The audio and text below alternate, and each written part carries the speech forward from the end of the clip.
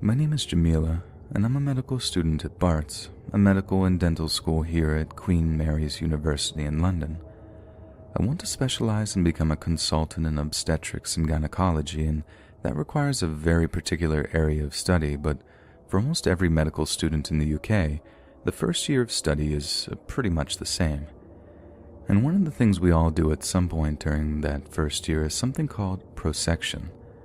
Prosection is sort of like dissection in that you're dealing with dead bodies and stuff, only instead of dissection, where you're chopping up an entire body, prosection is when the dead body has already been chopped up by an experienced anatomist so that medical students can study its anatomical structure.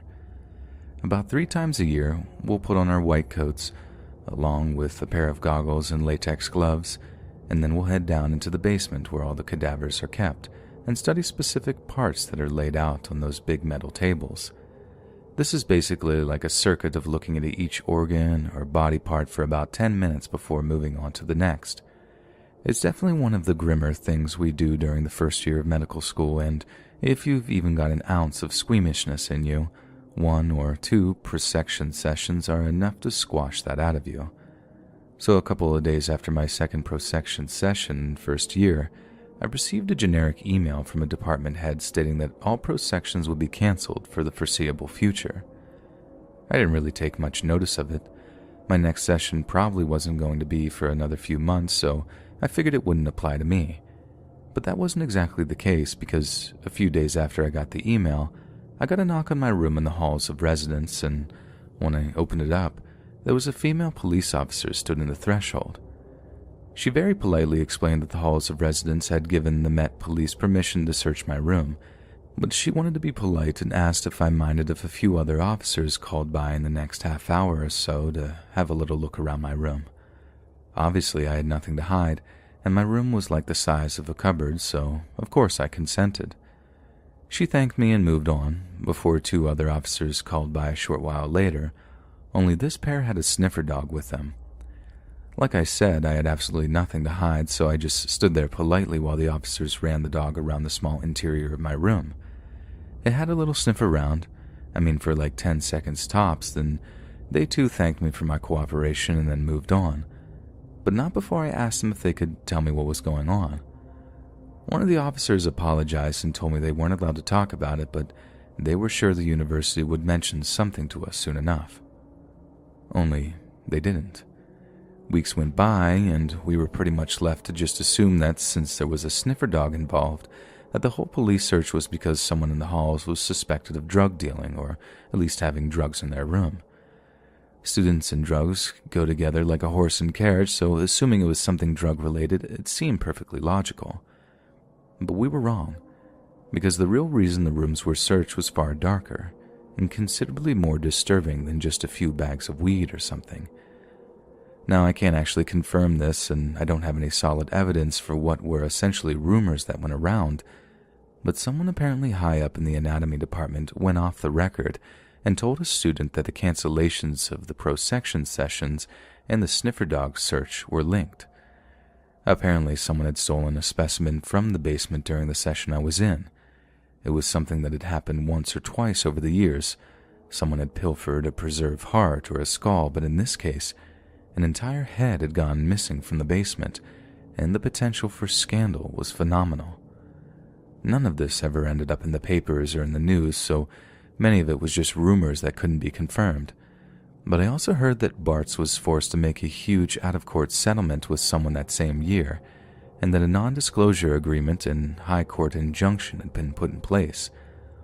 Honestly, that could have been over literally anything, student misconduct or some other kind of scandal, yet I can't help but connect the dots from the rumors and the search to the payout and the injunction. I really do think someone stole a human head from the basement somehow, but whether or not it was a student or a member of staff, I'm not sure. And why ever anyone would want to do that is just beyond me. I'm really not sure I want to know why someone would want to steal a preserved head from an anatomy lab, or what they'd do with it once they did. It's also pretty frightening that Barts seemed more concerned in covering things up and sweeping things under the rug than really getting to the bottom of what happened, or keeping us informed. I'd considered doing more digging if the whole thing didn't leave such a bad taste in my mouth, and like I said, the whole thing raises questions that, if I'm honest, I'm not sure I really want to know the answers to. And so I just have to live with it. Live with the fact that one of my fellow students could have stolen a human head, hid it away somewhere, and are now using it for some truly sickening, perverse things. Okay, so little side note here. Has anyone else noticed how nice the weather has gotten since the lockdown started? God, it's been so frustrating. Shut indoors while the weather went from gray and windy to warm and sunny must have been a matter of days. In all my life, I've honestly never seen spring slam into winter with such a dramatic transition. It's been tough on my little girl, too. She's been dying to get out to the local park to play on the jungle gyms, and telling her no, not to mention explaining why, has been harder and harder as the weeks have gone by. I can't tell her the truth because I knew it would absolutely terrify her. Breaking down, there are little creatures living inside of us, waiting to be transmitted to someone she loves like Pap or Nana, which could end their lives. How do you even say that to a child without them totally freaking out? So, our story starts with bird watching. I know, boring, but try telling that to my daughter. She burned through all her DVDs and favorite YouTube channels in like a week, and despite some of them having palpable rewatch value to them, she quickly grew tired of staring at a screen for hours on end. It got way worse, and we started having to tell her no about going to the park. Seems like once you hold something out of reach of a kid, it's all they want from then on, the forbidden thing. I found a happy compromise with her, in that if she stayed inside, she could look at the garden all she wanted. And the bonus was that if she stayed super still and quiet, that all kinds of birds and other critters would wander into the garden for her to look at. And you know what? It actually got kind of fun after a while. I actually fished out an old native birds of the upper American East Coast that I'm pretty sure was my grandpa's at one point, and we got to work ticking off each one we saw. Working our way through the book as common and rarely seen birds alike landed among the flower beds of our backyard. One evening, I'd swear I saw something larger moving around the trees at the back of our yard, but I figured it was just a trick of the light, maybe a neighbor's dog moving against their back fence, casting shadows into ours. But a few days later, I discovered it wasn't just my imagination. I was doing some laundry upstairs while my daughter busied herself with bird watching. I'd ordered a cheap pair of kids' binoculars from Amazon, and those things really had paid for themselves by the evening of the day they arrived. My kid was obsessed with them. She had them practically strapped to her face for the entire day, looking at everything and anything up close and being amazed at the results. So she was only happy to sit in front of the patio window doors and while away the hours by checking out the wildlife at close range through her new binos. And thank God, because having to keep an eye on her day in and day out was meaning housework was mounting up, and at the top of the list was laundry. So I'm working through piles of dirty clothes, calling down to her every so often to see how she was doing, and everything seems to be going fine. Every so often I'd rush down when she claimed to have spotted a new kind of bird in our garden. Often I'd have to point out that it was one we'd seen before, but once or twice we actually locked eyes with a lesser spotted woodpecker, a bird we most definitely hadn't spotted before. Only when I heard her cry out, "Kitty," I figured she must have gotten kind of bored of watching for birds. At first I was a little worried. The last thing I wanted was for my little girl to witness a full-on bird murder in our own backyard, but I was quietly reassured by the fact that all the neighborhood cats were fat and spoiled, and they wouldn't be finessing at backyard birds anytime soon. That was for certain. Suddenly I heard a kind of thump against the window doors, like my daughter had hit her hand against the glass super hard. I called down to tell her not to hit the glass, as it would scare all the birds away and they might not come back to visit. Her answer made me drop the laundry basket and hurtle downstairs. "I didn't. It was the kitty." But that thump was loud, bigger and louder than anything a simple house cat could make.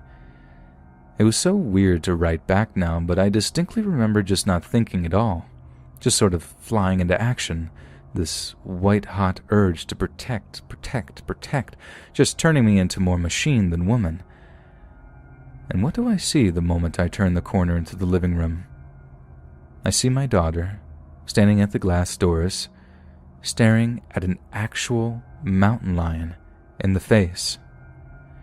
The huge cat had its paw half cocked, as if I didn't already have an idea that it was the one making that banging noise against the glass. I ran toward my little girl with such speed and aggression that the mountain lion jumped back for a second. The inherent danger of the situation, danger that she seemed to be completely unaware of previously, caught up with her and hit her like a freight train. She started bawling, screaming, realizing in a white-hot moment that Kitty didn't want to play. Kitty wanted to rip and tear. That the kitty wasn't a kitty at all. Once it realized I'd taken away its intended prey, the mountain lion took a few more swipes at the glass and only rushed out the backyard once I started banging pots and pans together real loud, just like my grandpa had showed me years before. I guess this was just a long-winded way of saying to keep a real close eye on the woods and green spaces when this lockdown is over. It might not be entirely safe for our kids to be playing in places that have obviously been reclaimed by wildlife, and dangerous wildlife at that. A few months back, I decided I was pretty much over the breakup I'd had during the summer with my long-term girlfriend. It took me months to be able to get over it, as I was really heartbroken, but at some point you just sort of have to get back on the horse, don't you? So I downloaded that dating app Hinge and started swiping through profiles. It's definitely the best dating app I've come across, as it lets you actually message girls directly instead of just sort of hoping that they're going to see you and match with you. So it definitely gave me a better chance at getting to talk to the kind of girls I'm into, and one of these was a Persian girl named Sarushe. Sarushe was honestly one of the most beautiful girls I'd ever laid eyes on. She had this big mess of wild dark hair that was dip-dyed blonde towards the ends, really high cheekbones, perfectly sculptured eyebrows, and some of the deepest, darkest, most alluring brown eyes I'd ever seen. She was simply stunning, and because she'd grown up in Tehran, the capital of Iran, I had something of an edge. You see, I speak a little bit of Farsi, the language they speak there, and I figured that might impress her if I told her as much, which it did, and boom. Only an hour or so later, I sent her my opener and we were chatting. She was an extremely busy person, and I was flattered when she said that she would make time to see me. So we arranged to meet for coffee over the weekend. She showed up to our date in her gym gear and apologized for being so underdressed, but could only make it after a scheduled workout with a personal trainer. But I didn't care at all. She looked absolutely smoking hot in her yoga pants. And we were having coffee, just kind of chatting about our lives, our interests, all that first date kind of stuff, when I look out of the big glass windows to see this dude leaning up against his car. I thought it was my mind playing tricks on me at first, but after a minute or two I realized that he was just straight up staring at us. At one point, Sarushe noticed me looking over her shoulder and asked what I'm looking at, and I make a comment about the bloke outside who seemed to be proper eyeballing us. She then turns around, looking over her shoulder, then spins back with this terrified look on her face before saying something like, we have to leave, now. I'm all like, why? Do you know that fella? And she denies knowing him, but I'm not a dope. I knew what the score was, like straight away. Either it was a controlling family member or something, or it was a psycho ex-boyfriend. I figured all he'd do was follow us to try and be intimidating or something, but I never imagined he'd actually lay hands on me, and the way that he did it absolutely scared the soil out of me. You see, where I live is built up along this big mile-wide river, and the coffee shop me and Sarushe had chosen to meet at was right on the docks.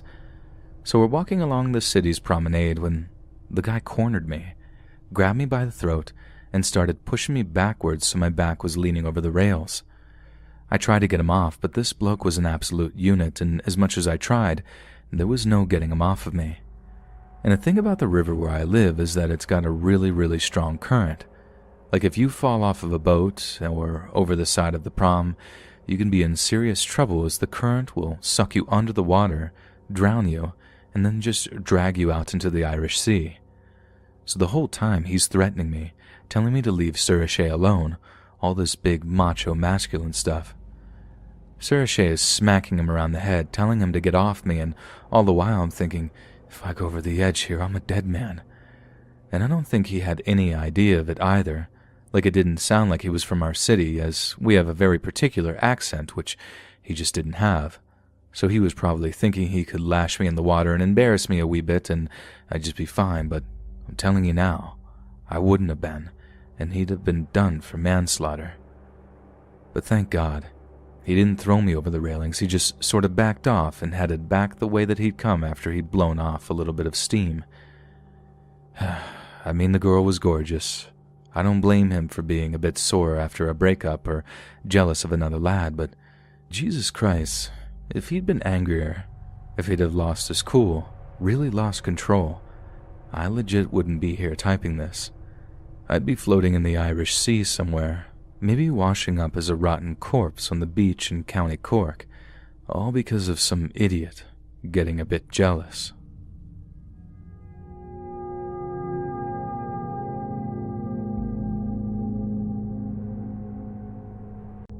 You might be able to describe 17-year-old David Faraday as the all-American boy.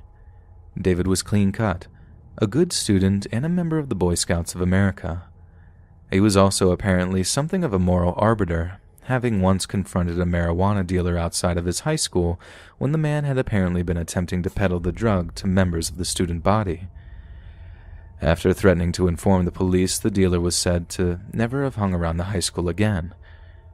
And although by today's standards we might consider this to be so-called snitch behavior, David was clearly simply trying to protect his fellow students from something he was concerned would affect their academic performance. He was a good person, with a good heart, and almost all of what he did came from a place of love. But like many boys his age, David found himself increasingly interested in the opposite gender. And there was one particular young lady that caught his attention over all others. Betty Lou Jensen was 16, a year younger than David, but she was incredibly popular and her reputation as a charming, well-mannered young lady preceded her. She was also a very talented artist who took a great deal of interest in all things creative. It was at a local youth function that David got the chance to talk to Betty Lou, and his affection for her seemed to be entirely reciprocated. Betty Lou shared a great deal with him and even invited him to visit her after school so that he could walk her home. After a few weeks of wholesome teenage dating, something of a relationship began to blossom between the two bright-eyed young people. But all was not entirely well, as there was another boy who had his eye on Betty Lou, one who was not about to let David have her all to himself. He squared up to David when the young man was waiting outside of Betty Lou's high school. And although the confrontation didn't become physical, some pretty harsh insults were exchanged and David was warned to stay away from his new girlfriend. Other boys might have been deterred by such a display of possessiveness and aggression, but not David. He was determined to secure his place as the only boy in Betty Lou's life, and so one afternoon on their way home from school, David asked Betty if she'd like to go on a date with him, their first date, and to his absolute elation, Betty Lou said yes. David racked his brain for a solid first date idea, and given that it was late December, decided that a great way to capture that festive romantic spirit would be to take Betty Lou to a local Christmas event. And being the gentleman that he was, he made a promise to her parents to have her back home by 11 p.m. at the very latest.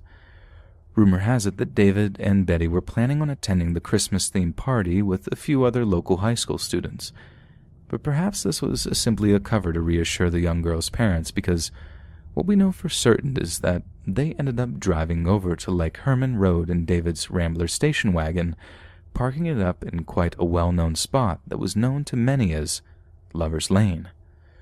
The whole appeal of the spot near Lake Herman is that it was quiet and unfrequented by members of the public, hence why young couples might use it to gain some privacy for certain unsavory activities. But it wasn't just infatuated lovebirds who noted the location's seclusion, because someone else wished to take advantage of the isolation for something that was considerably more malicious. At some point during their stay up on Lover's Lane, David and Betty Lou noticed another car pull into the spot, one that parked up alongside them before turning its lights off. At first, David and Betty were worried it was the cops, come to arrest them for committing lewd acts in public. But as they peered through the darkness to study the vehicle next to them, it became increasingly obvious that it was not in fact the police. All the young couple could do was watch, growing increasingly scared as the shadowy silhouette in the front seat stayed statue still, staring at them through the passenger's window. Betty Lou told David she was spooked and asked him to see if he could get the person to leave. But unlike previous encounters where David's bravery had shone through when confronted with a source of maliciousness, he too was far too frightened to do anything. But as he prepared to start up the Rambler's engine so he could drive Betty Lou out of there, the driver of the other vehicle got out and approached David's side of the Rambler. David was transfixed, frozen in fear like a deer in a car's headlights, but when he saw the mysterious stranger pull out a pistol and aim it at his window, his flight response kicked into gear. Betty threw open the passenger side door, throwing herself from the Rambler before David followed suit, but neither kid was fast enough to outrun a bullet. The stranger fired once through the roof of the Rambler, then sprinted around the back to fire another shot at David through the vehicle's rear window. Both shots hit the young man, and he crawled along the ground near the station wagon's back wheel on the passenger side, trying and failing to escape. Betty Lou, however, began to sprint away through the darkness as the first shots were fired, but the stranger was fast. He took aim and fired 5 shots at the right side of her back, each bullet striking her torso before she fell. As she lay dying in the darkness, the killer turned his attentions back to David, pointing the pistol towards his head and pulling the trigger one last time, sending a bullet crashing into his skull just behind his left ear.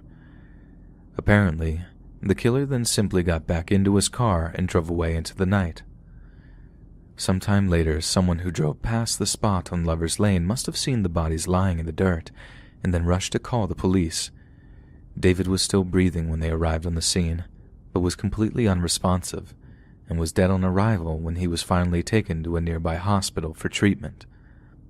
The double homicide stunned and horrified the local community, and rumors abounded that there was a crazed, firearm-wielding madman on the loose, with it only being a matter of time before they struck again.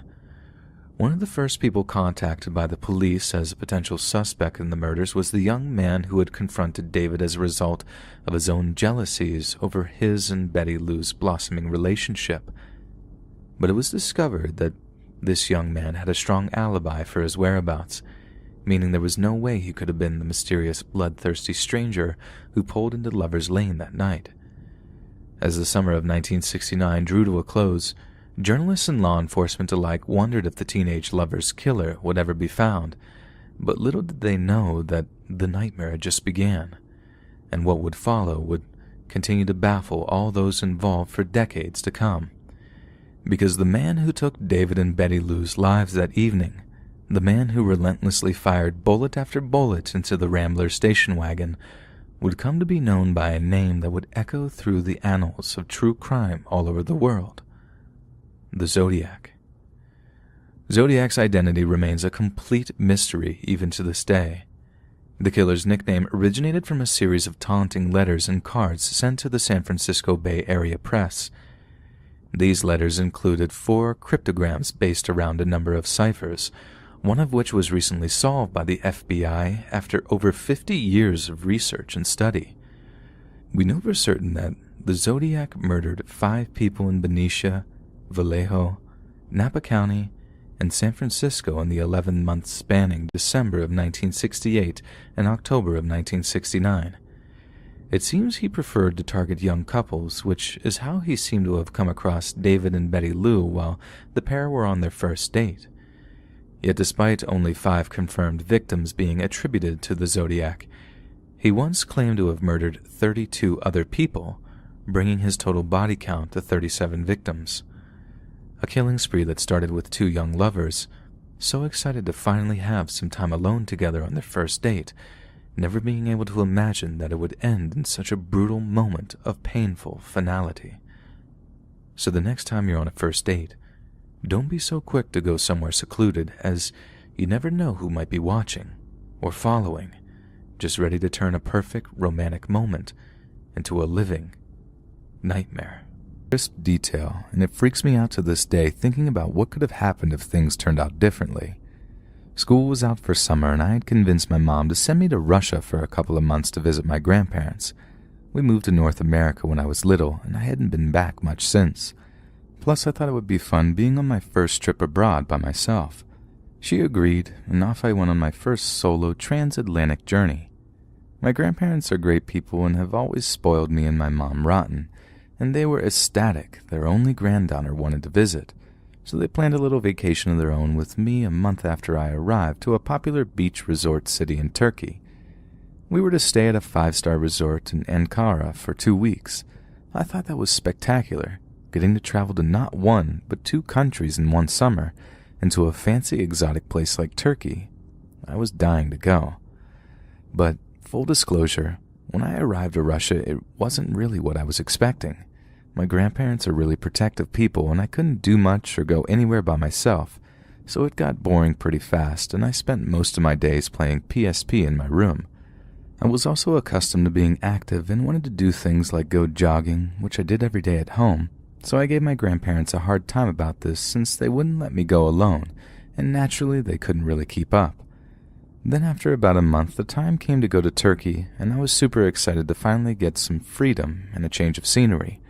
I had been pent up at home too long. The resort they had picked was sprawled over a pretty large area. However, it was all very well secured and isolated from the rest of the city, and there was also a huge garden on the property which was ideally suited for jogging. This time, I had my own room separate from my grandparents, so I took this chance to go off by myself and explore the grounds. Most of the time, I would go jogging in the mornings when it was cooler with my big old iPod, so I couldn't hear anything that was going on around me, but I figured it was pretty safe since it was a nice hotel with plenty of tourists. Then I started to notice him, a pretty innocuous-seeming gardener in his late 40s, early 50s in a green uniform. I remember he looked like a shriveled old date from too many years in the sun. He would always wave or say something in broken English as I passed by while he trimmed the shrubs or mowed the lawn. I would politely wave back, smile or nod, but I didn't really pay much attention. Fast forward about 10 days, and I was really enjoying myself. It was fun to swim in the pool and the sea, the food was great, and my grandparents had let up a lot so I could do more by myself. However, they didn't know about my morning runs in the gardens, and I wasn't going to tell them because I wasn't sure they would approve. So one morning at around 7 a.m. while I'm jogging, I see the gardener again, but this time it's clear he's trying to get my attention. He waves at me and yells something, so I stop and pull out my earphones, trying to figure out what he wants. Now, I know he works for the hotel, so I don't really suspect anything. He waves at me again and motions me to come forward.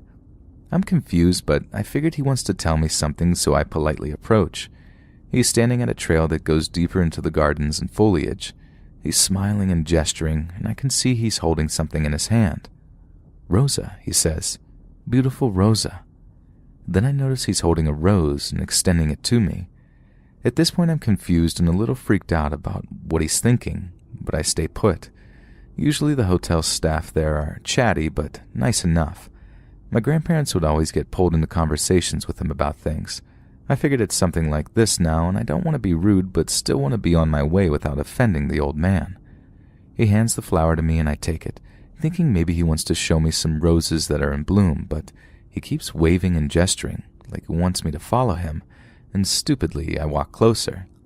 He has another flower in his hand, and he backs away more. Then suddenly he stops and starts to lower it a little. That's when I notice he's holding his other hand behind his back too, and he's holding something. I look ahead up the trail and see a little cabin-type thing where I assume they keep their gardening supplies.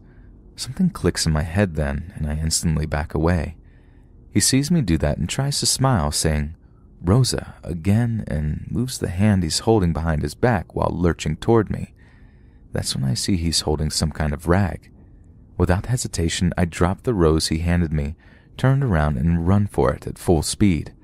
I don't stop to look back and run like mad back to the hotel. It's not until the doors close behind me and I'm among other people that I look back and see if he's followed me. I don't see him anymore and my heart is beating like crazy. I go back to my hotel and wait for my grandparents to wake up. I never told them any of what happened that day and spent the rest of my vacation glued to their side. I thought that if I'd said anything, they would get even more paranoid about my safety and blame me for wandering off on my own. Also, I didn't want to ruin the remaining days for them. I saw the gardener once more on the beach. I remember him talking to a security guard. I remember growing very uncomfortable and sinking into my sun chair when I saw him. Then he looked at me and smiled. I scowled at him as he mouthed the word Rosa tauntingly and smiled again. I still remember the anger bubbling in my stomach and how much I wanted to cleave his face in, but I just froze and stared. He walked away and I went back to pretending nothing ever happened. Needless to say, I never went on any more morning jogs, and neither did I want to until long after the summer had ended and I'd returned back home.